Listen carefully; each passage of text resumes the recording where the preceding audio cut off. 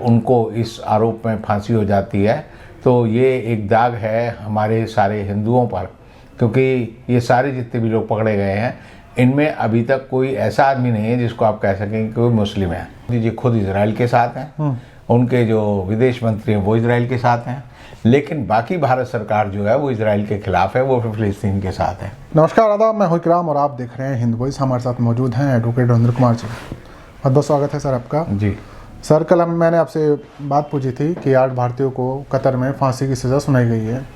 भारत सरकार का कोई सही सा जवाब आया नहीं। एक मुझे आपसे इस बारे में बात करनी है। दूसरा सवाल ये है कि यूएनओ में मीटिंग हुई थी कि युद्ध रुक जाए, वोटिंग होनी थी, उसमें क्या नया अपडेट है? पहली बात तो यह है कि कतर में जिन 8 भारतीय नौसैनिकों को मौत की सज़ा मिली है उसके बाद जो है भारत सरकार के स्तर पर अभी तक कोई ऐसी प्रतिक्रिया नहीं आई है जिससे लगे कि भारत सरकार को इन 8 भारतीयों के भविष्य की कोई चिंता है। जी। कुल मिलाकर जो है बड़ा औपचारिक सा बयान जो है मिनिस्ट्री ऑफ एक्सटर्नल अफेयर ने दिया है और उन्होंने कहा है कि हम इस बारे में जांच कर रहे हैं और देखते हैं कि हम इनकी भरपूर कैसे मदद कर सकते हैं। लेकिन जो सबसे बड़ी बात यह है कि हमारे नरेंद्र मोदी जो हैं वो विश्व गुरु हैं और ऐसी हालत में 8 हिंदू, ये जो सारे लोग पकड़े गए हैं इनमें 7 हिंदू हैं और 1 सरदार है, तो ये सारे लोगों को 8 लोगों को जो है मौत की जो सज़ा मिली है उसके बारे में भारत सरकार की कोई ऐसी प्रतिक्रिया नहीं आई है जिससे लगे कि भारत सरकार इनकी जान को बचाने के लिए कृत संकल्प है या उसके अंदर कोई उत्साह है। जी। सरकार की तरफ से जो अभी तक प्रतिक्रिया है वो ऐसे है कि इस मामले को ठंडे बस्ते में रख दिया जाए, लोग इसे याद ना करें और इसीलिए आप देखते हैं कि कहीं इसकी चर्चा नहीं है, जबकि ये बड़ी ख़तरनाक बात है क्योंकि जितने भी हमारे जो लोग हैं पाकिस्तान में पकड़े गए हों, चाहे सरबजीत हो या जाधव हो, उन दोनों की बात को भी अगर किया जाए तो दोनों के ऊपर भी यही इल्ज़ाम था कि वो जासूसी कर रहे थे और जो जाधव है उनके ऊपर ये आरोप था कि वो भारतीय नौसेना के भूतपूर्व अधिकारी हैं। जी। अब ये जो 8 लोग हैं जिनको फांसी की सज़ा हुई है ये भी जो है नौसेना के भूतपूर्व अधिकारी हैं, बड़े अधिकारी हैं, और इनका इस मामले में पकड़ा जाना और भारत सरकार का चुप रहना एक तरह से जो अरब कंट्रीज़ हैं और पूरी दुनिया में देश की छवि को ख़राब करता है। देश की छवि इसलिए ख़राब होती है क्योंकि अगर उनको इस आरोप में फांसी हो जाती है तो ये एक दाग है हमारे सारे हिंदुओं पर, क्योंकि ये सारे जितने भी लोग पकड़े गए हैं इनमें अभी तक कोई ऐसा आदमी नहीं है जिसको आप कह सकें कि कोई मुस्लिम है। तो मेरी एक RSS के आदमी से बात हो रही थी, वो बोला हम तो इसका फ़ायदा ये कह के उठाएंगे कि मुसलमानों ने हमारे हिंदुओं को फांसी देने की शुरुआत कर दी है। अच्छा, तो वो अभी भी इसमें मतलब उसके नाम पे देश में हिंदू मुसलमान के मुसलमानों ने हिंदुओं को फांसी देना शुरू कर दिया है और बोले इससे हमें बड़ा फ़ायदा होगा।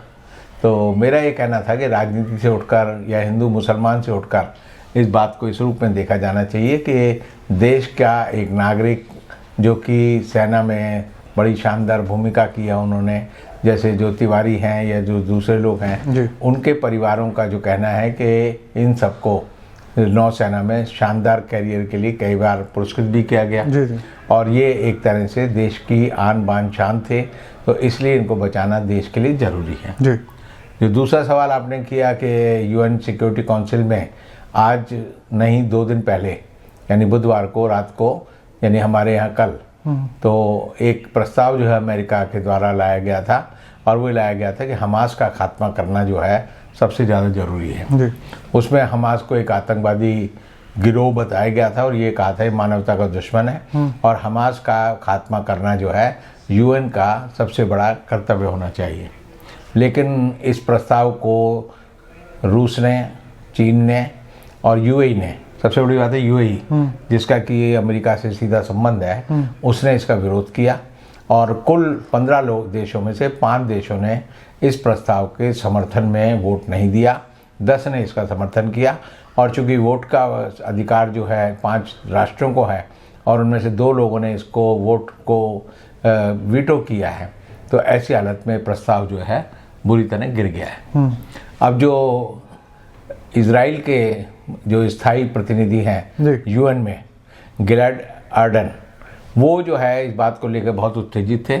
उन्होंने पूरी सभा में जो है पोस्टर लिभाए, और जैसे हमारी लोकसभा में या राज्यसभा में होता है विपक्ष के दल जो है पोस्टर प्ले कार्ड लेकर खड़े हो जाते हैं, वैसा उन्होंने किया। और उन्हें वहाँ के जो उसके जो यूएन सिक्योरिटी काउंसिल के जो अध्यक्ष थे, उन्होंने सुरक्षा कर्मियों के द्वारा उनको बाहर निकाल दिया। जी जी। तो ये अपने आप में बड़ी ऐसी बात है कि इजराइल जो है इस सारे मामले में अलग थलग पड़ने लगा है, और इजराइल का पक्षधर होने की वजह से अमेरिका भी अलग थलग पड़ रहा है। जी। और अमेरिका की हालत जो है इस समय जैसे विश्व राजनीति की बात करें तो उसमें पतली हो रही है। अब मोदी जी की जो भूमिका है वो बड़ी विचित्र है। तो मैंने कहा कि मोदी जी की सरकार जो है इजराइल, मोदी जी खुद इजराइल के साथ हैं, उनके जो विदेश मंत्री हैं वो इजराइल के साथ हैं, लेकिन बाकी भारत सरकार जो है वो इजराइल के खिलाफ है, वो फिलिस्तीन के साथ है। तो एक इनके जो मोदी जी के भक्त थे तो उन्होंने बड़ा अच्छा तर्क दिया, बोले मोदी जी तो भगवान कृष्ण के अवतार हैं। मैंने भाई वो कैसे? बोले महाभारत का जब युद्ध हो रहा था तो भगवान श्री कृष्ण के पास जो है, ऐसे तो कंगना रनौत भी बोलती है सर। अर्जुन भी गए थे और जो दुर्योधन था वो भी गया था, और उन्होंने कहा कि हमें आपका समर्थन चाहिए। तो श्री कृष्ण ने कहा भाई एक मैं हूँ और एक मेरी फौज है, तुम उसमें से चुन लो, तुम किसे चुनते हो। तो जो युधिष्ठिर थे और अर्जुन थे, उन्होंने कहा हम तो भगवान श्री कृष्ण के को अपने साथ चाहते हैं। और दुर्योधन को पहला मौका मिला था तो दुर्योधन ने कहा मुझे तो आपकी सारी फौज चाहिए, आपकी मुझे ज़रूरत नहीं है। तो उनका ये कहना था कि इस तरह ही जैसे भगवान श्री कृष्ण थे वो उन्होंने अपने को दो रूप में बांट लिया था, इसीलिए मोदी जी ने भी अपने को दो रूप में बांट लिया। मोदी जी जो है इजराइल के साथ हो गए हैं, और मोदी जी की सारी लाव लश्कर है, फौज है, जो भारत सरकार है, भारत का विदेश मंत्रालय है, हमारी जो आधिकारिक नीति है वो फिलिस्तीन के साथ। तो फिर तो इजराइल जीत जाएगा? नहीं, इजराइल नहीं जीतेगा। मैंने कहा ये तो ऐसी बात हो गई कि मोदी जी में अगर थोड़ी बुद्धि होती तो मोदी जी तो इसमें पंच की भूमिका निभा सकते थे। मोदी जी अगर दोनों देश को कहते, जो उन्होंने जॉर्डन के शाह अब्दुल्ला को कहा कि आप जो है बातचीत से बात करें, अगर मोदी जी शुरू में ये रुख अपनाते तो मोदी जी को पंच बनने का मौका मिल जाता।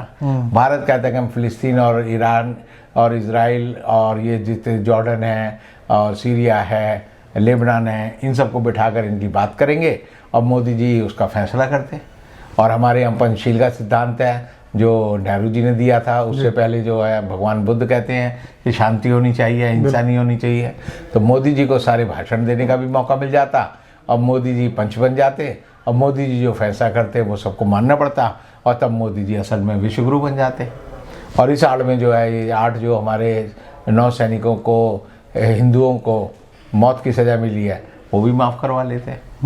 तो वो बोले जी इतनी बुद्धि हमारे पास नहीं है। तो मैंने बुद्धि नहीं है तो हम क्या कर सकते हैं, तो आपको सोचना चाहिए कि आप देश को किस रास्ते पे ले जा रहे हैं जी। अब जो इजराइल और फ़िलिस्तीन का झगड़ा है, इसमें जो सबसे बड़ी जो विचित्र बात ये हुई है कि हमास का एक डेलीगेशन जो है मॉस्को गया। अच्छा। और मॉस्को में उस डेलीगेशन के साथ जो है जो ईरान के डिप्टी डिफेंस मिनिस्टर हैं और डिप्टी फॉरेन मिनिस्टर वो भी गए, और उनकी एक शीर्ष बैठक वहाँ पर हुई। और उस बैठक में ये तय हुआ कि कैसे जो है इजराइल को लोगों का नरसंहार करने से रोका जाए।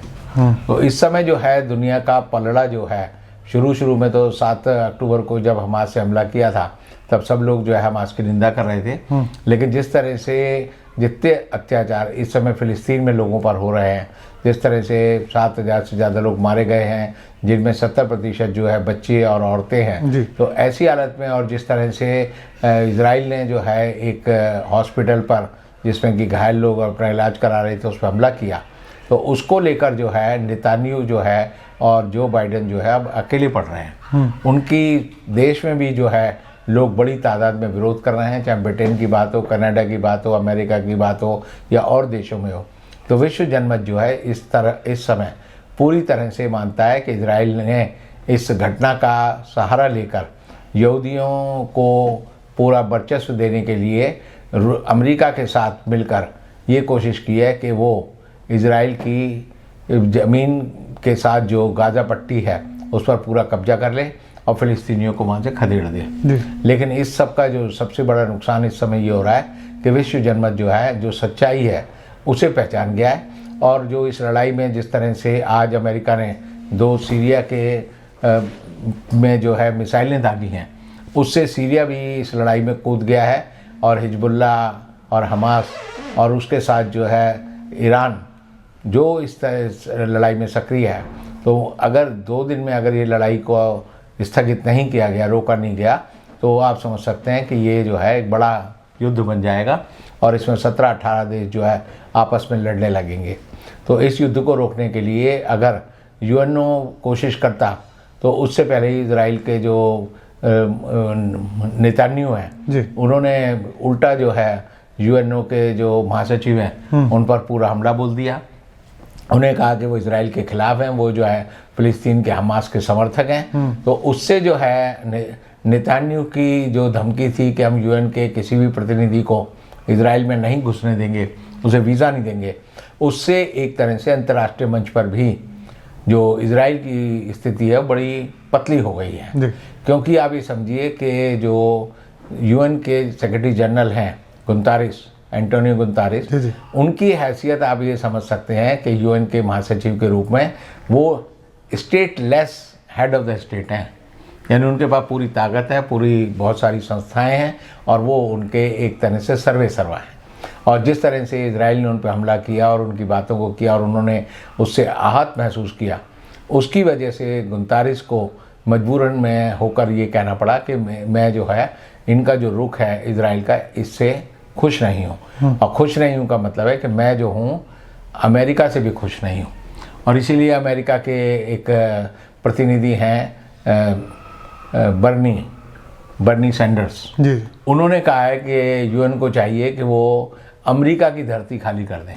अच्छा। यूएन को जो है अमेरिका की न्यूयॉर्क से जो है उठाकर जो है और कहीं ले जाएं, हमारी धरती पर जो है अमेरिका विरोधी यूएन को हम सहन नहीं करेंगे। तो ये एक नई तरह की जुबानी जंग है जिसे आप समझ सकते हैं कि अब जो है लड़ाई जो है गली कूचों तक, घर में ड्राइंग रूम तक, बेडरूम तक पहुंच गई है। और इस लड़ाई की वजह से देश और दुनिया में जिस तरह से बंटवारा हो रहा है, जिस तरह से लोग अपने विचार प्रकट कर रहे हैं, उससे जो सबसे ज़्यादा फ़ायदा अगर किसी को हुआ है तो वो शी जिनपिंग को और जो रूस के राष्ट्रपति हैं उनको हुआ है। क्योंकि उनकी जो पूरी की पूरी नीति है वो इस मामले में पूरी कामयाब रही है। दुनिया आग में जल रही है और वो दोनों आराम से जो है उस पर हाथ सेक रहे हैं। और ऐसी हालत में जो है सबसे ज़्यादा जो छवि खराब हुई है वो अमेरिका के राष्ट्रपति जो बाइडेन की हुई है। और वहाँ जो चुनाव होंगे अगले साल, उसमें आप मान सकते हैं कि डेमोक्रेटिक पार्टी का जो एक बयान भी तो दिया उन्होंने कि ये युद्ध जो हो रहा है ये भारत के कारण हो रहा है। वो तो उन्होंने इसलिए कहा है युद्ध भारत के कारण हो रहा है क्योंकि जो G20 का सम्मेलन हुआ था उसमें तय हुआ था कि इंडिया और मिडिल ईस्ट और यूरोपियन कॉरिडोर बनना था, इकोनॉमिक कॉरिडोर। तो उसमें जो है उन्होंने उनके मुताबिक ये कहना था कि हाइफा जो है वो उसका केंद्र बनना था। अच्छा। हाइफा जो बंदरगाह है इजराइल का, उस पर जो इस समय सबसे ज़्यादा इन्वेस्टमेंट है वो और रुचि है वो सबसे ज़्यादा गौतम अडानी की है।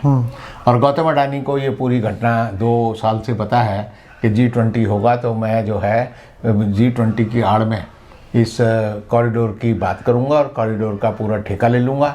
और 28 यानी बिलियन US$ इसमें खर्च होने थे, यानी 20 लाख करोड़।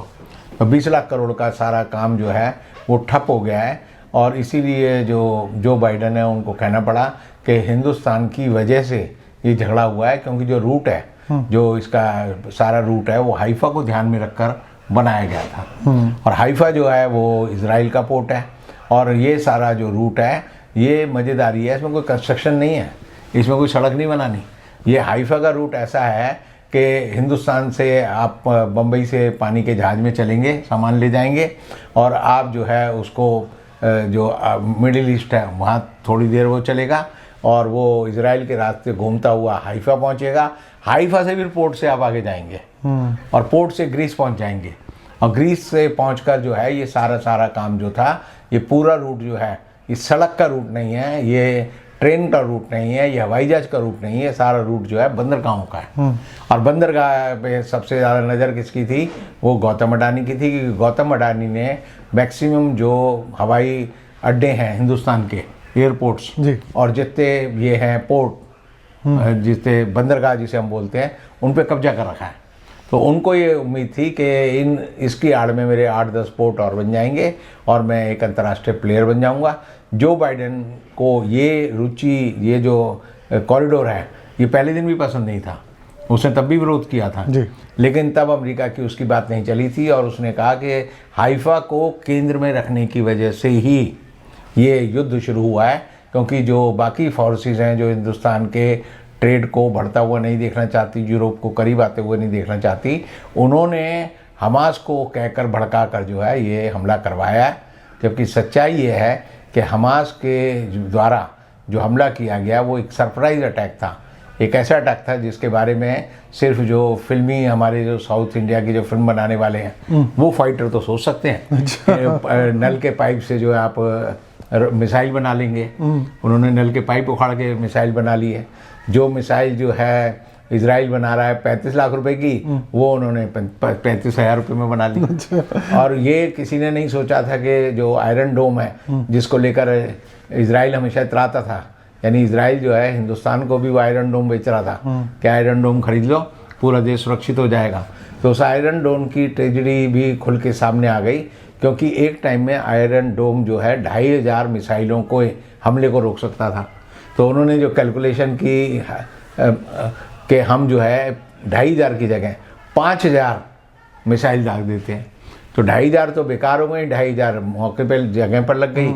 और ऐसी हालत में जो है नेतान्याहू को जो है सबसे बड़े राजनीतिक संकट का सामना करना पड़ रहा है। और इसका नतीजा ये होगा कि नेतान्याहू को अपना पद छोड़ना पड़ेगा और इजराइल जो है अलग, यानी कि 2021 वाला हाल फिल्म उनका होने वाला है, उससे बुरा हाल होगा। इस बार जो है, पिछली बार उनको जेल जाने की नौबत नहीं थी, लेकिन इस बार जो है जैसे लड़ाई रुकेगी उसके 15 दिन के भीतर जो है नेतान्याहू को उन पर काफ़ी करप्शन के केस भी चल रहे हैं, जो करप्शन के भी हैं और उन्होंने माल प्रैक्टिस भी की है और भी कई तरह के उनके आरोप हैं। और अब तो वो युद्ध अपराधी बन जाएंगे। अगर इंटरनेशनल कोर्ट ऑफ जस्टिस में मामला जाएगा हेग में, तो उनको जो है जैसे पुतिन को क्रिमिनल वार क्रिमिनल का दर्जा दिया हुआ, इसीलिए पुतिन कहीं नहीं जाते, इसीलिए नेतान्याहू भी कहीं नहीं जा पाएंगे और उनको भी वार क्रिमिनल कहा जाएगा और उनके खिलाफ भी मुकदमा चलेगा। और जिस तरह सेकेंड वर्ल्ड वार शुरू करने की वजह से लोगों को, नाजी लोगों को पकड़ के बंद किया गया, उन पर मुकदमा चला, तो वैसा ही हाल जो है नेतान्याहू का भी होगा। बहुत बहुत शुक्रिया सर, आपने इस पूरे एपिसोड में बहुत कुछ बताया, बहुत डीपली डिटेल हम लोगों को दी है और जनता को भी दी है। तो नीचे आप लोग कमेंट ज़रूर कीजिएगा, वीडियो को ज़्यादा से ज़्यादा शेयर कीजिएगा। फिर मुलाकात होगी रणदीप से, तब तक के लिए दीजिए इजाज़त।